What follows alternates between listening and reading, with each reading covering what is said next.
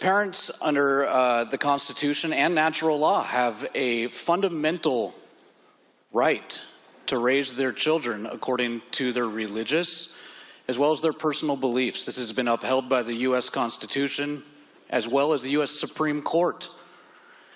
The Supreme Court has said in multiple cases that this is a fundamental parental right under the First and 14th Amendments, and I urge we adopt this amendment. Permission to read? Permission granted.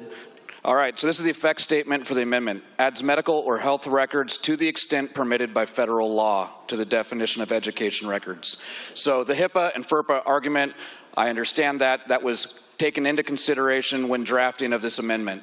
Also, if my child is injured at school, scrapes their knee, don't feel well, go see a nurse at school, I do want to know about that. And if I don't know about it and something's going on and I see that my child was injured, scraped, scratched, fell, hurt wrist, if any of this happens at school and I ask the school about it and they were treated, I would want them to tell me what happened. And I do not see why this is a concern to provide this type of a record to the parents. I urge we adopt this and make sure that we honor parents' rights and guardians' rights. Thank you. So what this amendment would do is put back into place what is in statute now after Initiative 2081. It put it back into this bill.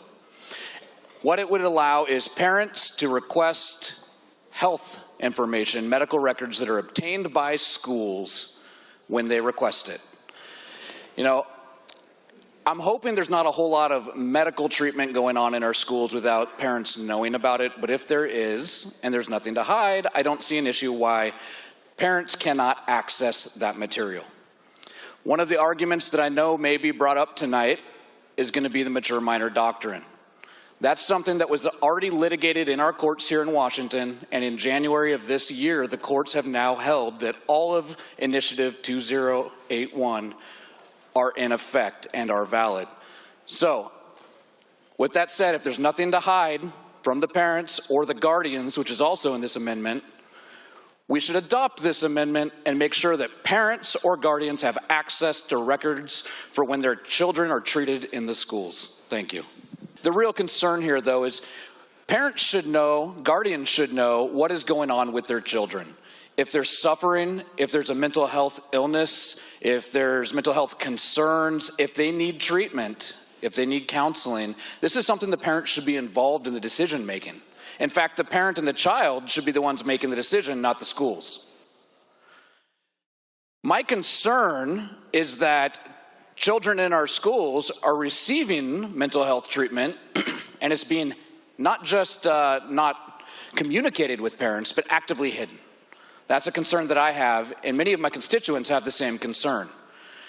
Something that I'm concerned may be happening in our state is children are receiving not just counseling in the school from school counselors, but actually being transported off campus for mental health treatment, mental health counseling, potentially even medications being introduced into the children without the parents knowing about it.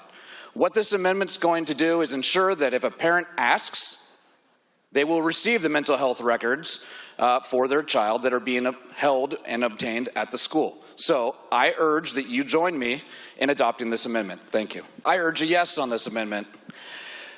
While I agree, as a former school board member, school districts can and often do have stricter requirements. What troubles me is the WASDA, the Washington State School Directors Association.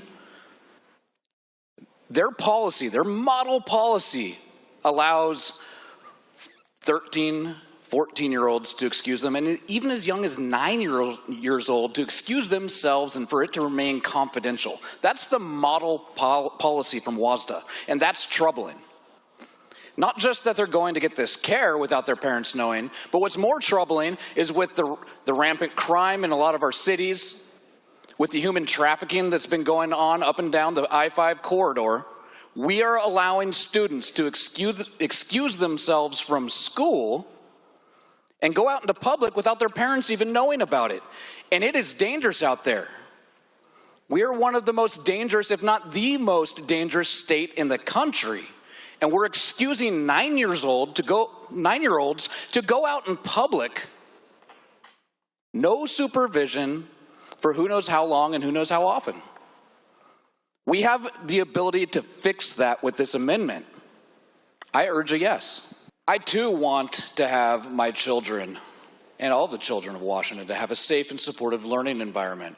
But I reject the notion that in order to do that, we must strip rights away from parents and guardians. I have trouble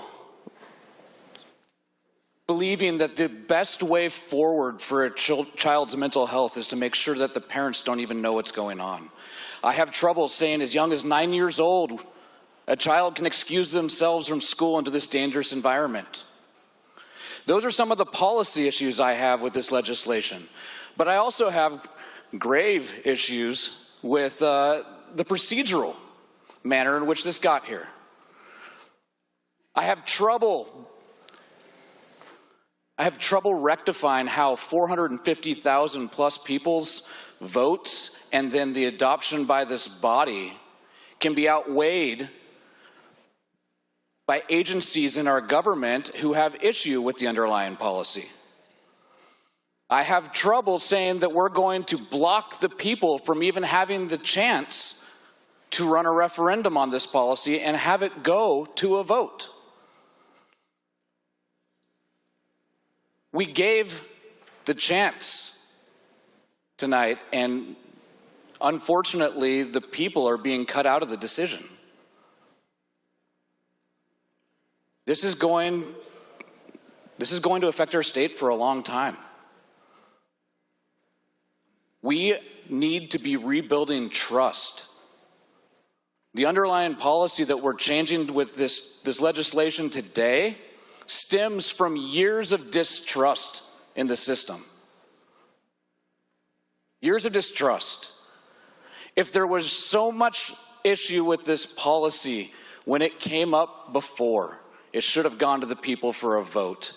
And if it was really the wrong policy, the people would have rejected it then. And if this is the right policy, we really should send it to the people. I urge you to vote no with me. This is the wrong way for Washington.